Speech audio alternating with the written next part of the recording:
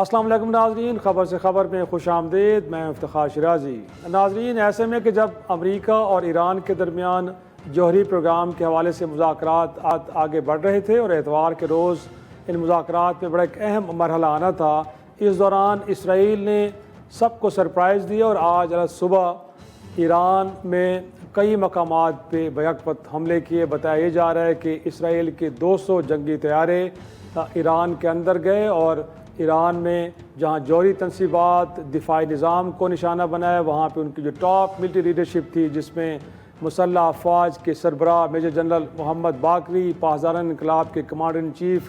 حسین سلامی سمیت کوئی 6 سائنسدان، ایٹمی سائنسدان اور اس کے علاوہ نیول چیف، ایئر چیف، گویا کہ اس حملے میں ان تمام لوگوں کی شہادت ہوئی۔ اور اسرائیل کی جانب سے یہ کہا گیا ہے کہ آپریشن رائزنگ لائن گویا کہ ابتدا ہے، جب تک ایران کے اندر اسرائیل کے لیے تمام خطرات کو ختم نہیں کیا جاتا تب تک یہ حملے جاری رہیں گے۔ اس دوران اگرچہ ایران کی جانب سے بھی جوابی کارروائی کا اعلان کیا گیا اور پہلے مرحلے میں بتایا یہ گیا ہے کہ کچھ 200 کے قریب ڈرونز بھیجے گئے ہیں اسرائیل کی جانب سے، لیکن اس سے پہلے کہ وہ اپنے ہدف کو نشانہ بناتے ان کو ناکارہ بنا دیا گیا ہے۔ اس دوران امریکہ کا جو عملاً تو اس وقت لگ رہا ہے ظاہری طور پہ کہ اس جنگ سے بالکل لا تعلق ہے، لیکن ساتھ میں امریکی صدر ڈونلڈ ٹرمپ صاحب کی جانب سے جو ایک سٹیٹمنٹ آئی وہ یہ آئی ہے کہ ایران سے کہا گیا ہے کہ اپنے جوہری پروگرام پہ کسی معاہدے پہ پہنچ جائے، ورنہ آنے والے جو حملے ہیں وہ اس سے کہیں زیادہ ہلاکت خیز ہو سکتے ہیں۔ دنیا سارے معاملے کو بڑی تشویش کی نظر سے دیکھ رہی ہے۔ پاکستان نے بھی اس معاملے پہ بڑی ایک تو مذمت کے ساتھ گہری تشویش کا اظہار کیا ہے۔ اس دوران ایران کے وزیر خارجہ نے اقوام متحدہ کے سیکرٹری جنرل کو خط بھی لکھا اور کہا یہ گیا ہے کہ سلامتی کونسل اس معاملے کو دیکھے تاکہ جنگ کے اس معاملے کو ابھی سے ہی روک دیا جائے، اس سے آگے کے بڑھ پائے۔ لیکن اگر اس جنگ کا دائرہ وسیع ہوتا ہے تو اس کے خطے پہ کیا اثرات ہوں گے اور کیا یہ جنگ 2 ملکوں کے درمیان محدود رہے گی یا اس میں پھر بڑی طاقتیں بھی شامل ہو سکتی ہیں، اور مور امپورٹنٹلی پاکستان کے لیے صورتحال کتنی پریشان کن ہے۔ تو میرے ساتھ موجود ایک آنریبل پینل سفیر ہیں، آپ ایران کے اندر بھی پاکستان کے سفیر رہے ہیں، جاوید حسین صاحب، سر بہت شکریہ آپ کا وقت دینے کے لیے۔ اور ان کے ساتھ موجود ہیں بریگیڈیئر ریٹائرڈ راشد ولی صاحب، آپ ڈیفینس انالسٹ ہیں۔ دونوں مہمانوں کا شکریہ۔ جاوید صاحب، گفتگو کا آغاز سر میں آپ ہی سے کرتا ہوں۔ پہلے جیسے میں نے ابتدائی میں بھی کہا کہ اس وقت کے ہمیں لگ رہا تھا کہ امریکہ اور ایران کے درمیان جوہری پروگرام جو سب سے بڑا تنازع تصور ہوتا ہے اس پہ گفتگو آگے بڑھ رہی تھی، اتوار کے روز ایک اور راؤنڈ ہونا تھا، بٹ یہ حملہ گویا کہ اس کی ٹائمنگ، اس کو آپ کس نظر سے دیکھتے ہیں؟ کیوں لگا کہ اسرائیل جو ہے وہ ایک جنگ کی طرف جائے بجائے یہ کہ پہلے ان مذاکرات کا انتظار کیا جائے کہ وہ کامیاب ہوتے ہیں یا ناکام ہوتے ہیں اور اس کے بعد اسٹیپ لیا جاتا؟ جہاں تک مذاکرات کا تعلق ہے تو یہ چھٹا میرا خیال میں سیشن اس کا سنڈے کو ہونا تھا، یعنی یہ پرسوں ہونا تھا، اور وہ عموماً یہ خیال کیا جا رہا تھا کہ اگر اسرائیل نے حملہ کرنا بھی ہے یا کچھ اس نے ایسا جارحانہ قدم اٹھانا ہے تو وہ اس سیشن کے بعد ہی ہوگا، لیکن اسرائیل نے سب کو سرپرائز دیا ہے اور اس سیشن سے پہلے اس نے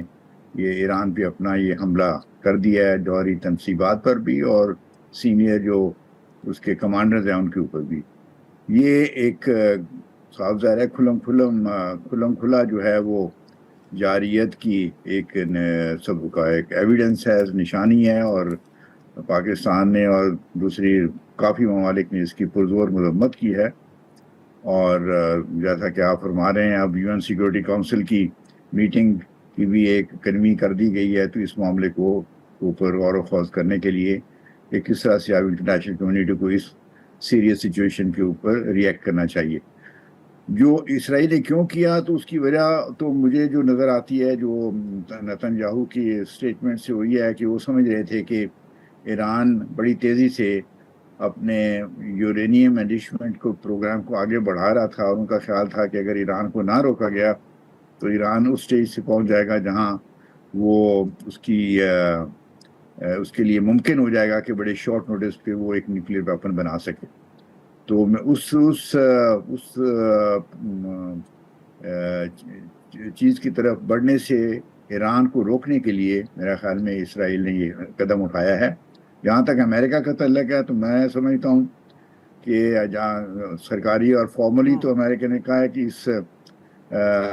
اٹیک سے ان کا کوئی تعلق نہیں ہے اور ان کی کوئی انوالومنٹ نہیں ہے، لیکن صاف ظاہر ہوتا ہے بالکل کہ اسرائیل نے امریکہ کو اس کے بارے میں پرائر انفارمیشن دی تھی اور انہوں نے اس کو نہیں چونکہ روکا، تو اس لیے انہوں نے اس کی گرین لائٹ دے دی۔ اور اب جو لیٹسٹ اسٹیٹمنٹس پریزیڈنٹ ٹرمپ کی آئی ہیں جس میں انہوں نے بڑے دھمکی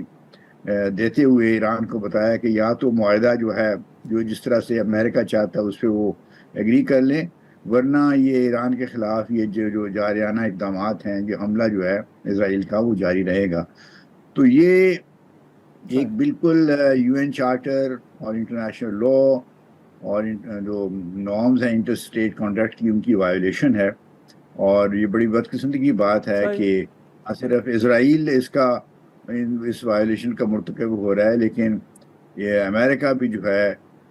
خاموش، یعنی اپنا ایک تو خاموش رہ کی اور پھر یہ اعلان کر کے کہ وہ سائلنٹ سپورٹ تو سر سائلنٹ سپورٹ تو لگ رہی ہے، لیکن یہ جو ہم بات کر رہے ہیں جی لیکن سر انفیکٹ جو ہم بات کر رہے ہیں کہ اگر سلامتی کونسل کا اجلاس کنوین ہو بھی جاتا ہے تو اس سے پہلے پیلسٹائن کے معاملے پہ ہم نے دیکھا ہے سر کتنے اجلاس ہوئے، ان اجلاس کے اندر کہیں اگر کوئی چیزیں ہو جانی جا رہی تھی تو ویٹو کیا گیا امریکہ کی جانب سے، ایون کہ انٹرنیشنل کورٹ آف جسٹس سے کچھ وہاں سے ججمنٹس آئے ان کے خلاف، تو وہ تو اسرائیل تو کسی چیز کو پرواہ میں نہیں لا رہا۔ تو آپ کو لگتا ہے کہ اگر سلامتی کونسل کا اجلاس ہو بھی جاتا ہے تو وہاں سے کوئی ایسا کوئی آؤٹ کم آئے کہ جس نتیجے میں یہ جو صورتحال ہے اس کو ہینڈل کیا جا سکے؟ وہ یہ ہے جی کہ اگر یو این سیکورٹی کونسل کی میٹنگ ہو اور اس میں جو میرے خیال میں ہونے والی ہے، تو اس میں کم از کم جو انٹرنیشنل کمیونٹی کے اہم ممبران ہیں ان کو اپنے خیالات کا اظہار کرنے کا موقع ملے گا، اور ایک انٹرنیشنل پریشر ڈالا جائے گا اسرائیل پہ اور انڈائریکٹلی امریکہ پہ بھی کہ وہ ایک قسم کے مزید جارحانہ اقدامات سے باز آئیں۔ لیکن آپ کی بات درست ہے کہ اگر ایسی کوئی ریزولوشن پیش ہوئی بھی، ڈرافٹ کر کے پیش کیا گیا یا اس کو ٹیبل کیا گیا فار ووٹنگ کے لیے، تو وہ اس کو ویسے تو میجورٹی ووٹس مل جائے گی، لیکن چونکہ امریکہ نے میرا خیال میں اس کو ویٹو کر دینا ہے، اس لیے وہ ریزولوشن پاس نہیں ہو سکے گی، اور صورت میں پھر جو ممبران ممالک ہیں ان کو یو این جنرل اسمبلی جانا پڑے گا for getting a U N general assembly resolution on یعنی criticising Israel and supporting Iran. لیکن جیسے ہم سب کو پتہ ہے کہ یو این جنرل اسمبلی کی ریزولوشن جو ہوتی ہیں وہ ریکمنڈیشن کی شکل میں ہوتی ہیں، وہ اس طرح سے مینڈیٹری نہیں ہوتی جیسے یو این سیکورٹی کونسل کی ریزولوشن ہے on issues of war and peace. تو اس لیے ان کی افادیت جو ہے پریکٹیکل جو عملی طور پہ وہ بہت کم ہوتی ہے۔ قصہ مختصر یہ ہے کہ اس وقت ایران کی جو صورت حال ہے وہ بہت کشی ہے، یعنی کمزور ہے، اور مسلمان ممالک جو ہیں، عرب ممالک جو ہیں، وہ ان کا اس طریقے سے ساتھ نہیں دے پا رہے جس طرح سے ان کو دینا چاہیے، اور ایران کی اپنی کمزوریاں ہیں سائڈ پہ بھی اور اکنامک سائڈ پہ۔ ان کمزوریوں پہ تو سر ہم تھوڑا سا بعد میں آتے سر، کیونکہ آپ ہمارے ساتھ ہیں نا، تو جی میں تھوڑا چاہ رہا ہوں کہ بریگیڈیئر راشد صاحب کو بھی اس گفتگو میں شامل کریں، کیونکہ آپ نے ویکنیسز کی بات کی ہے۔ تو بریگیڈیئر صاحب انفیکٹ پہلے تو میں کیونکہ آپ ڈیفنس کی آئی سے چیزوں کو دیکھتے ہیں، اگر دونوں ملکوں کے درمیان ہم کمپیریزن ڈرا کریں سر، تو ملیٹریلی تو آپ کو لگتا نہیں ہے کہ سٹیٹمنٹ تو بڑی آ رہی ہے ایران کی جانب سے کہ ہم بڑا ایک کرارا جواب دیں گے اور ہم عبرت کا نشان بنائیں گے اسرائیل کو، لیکن آپ کو لگتا ہے کہ وہاں سے سرپرائز آئے گا؟ کیونکہ ہمیں تو لگتا ہے کہ بہت بڑا امبیلنس ہے، وہ کہیں state of the art technology کے ساتھ کھڑا ہے اسرائیل، اور ایران کے پاس ہے کنونشنل ویپنز ہیں، اور آپ نے دیکھا بھی ہے کہ جب یہ حملہ ہوا ہے تو کہیں سے ریزسٹنس نہیں آئی، جہاں جہاں جاتے رہے ہیں اسرائیلی وہاں ان کو ٹارگٹس کو ہٹ کرتے ہیں بڑا ایزیلی، اور کچھ بھی نہیں کر سکا ایران۔ ہاں جی بالکل، میں آپ سے متفق ہوں کہ یہ ریٹرک ہی ہے سرپرائز۔ میرا نہیں خیال کہ اس وقت ایران کسی سرپرائز دینے کی پوزیشن میں ہے، کیونکہ اس کی جو مین سٹے تھا خاصے عرصے سے وہ ایسیمیٹرک وارفیئر تھی، جس میں ایک اس کا پراکسیز کا نیٹ ورک تھا۔ اب سیریا میں وہ ختم ہو گیا ہے، حزب اللہ لبنان میں چلا گیا ہے، حماس کا غزہ میں صفایا ہو گیا ہے، عراق میں اس وقت امریکی پریزنس ہے، تو یہ تمام جو لیوریج تھے وہ تو ختم ہو گئے۔ اب وہ میزائل اور ڈرون اٹیکس ہی ہیں، کیونکہ اس میں نیوی بھی کوئی ایسی خاطر خواہ نہیں ہے اس وقت ایران کی، سوائے اس کے کہ 2-3 اس کی ڈیزل الیکٹرک سب مرینز ہیں جو اس وقت ایکٹیو حالت میں ہیں، باقی چھوٹی ہیں جو کہ کوئی میجٹس ہیں، کوئی سبمرسیبلز ہیں. ایسیمیٹرک وارفیئر کی حد تک یا وہ خلیج میں حملہ کر کے ڈسرپشن کی حد تک تو وہ یہ کر سکتا ہے، مگر اسرائیل کو ڈرونز یا جو میزائلز ہیں اس سے کوئی خاطر خواہ نقصان نہیں ہونے والا، کیونکہ ان کا multi Laird air defence system ہے جس میں آئرن ڈوم ہے،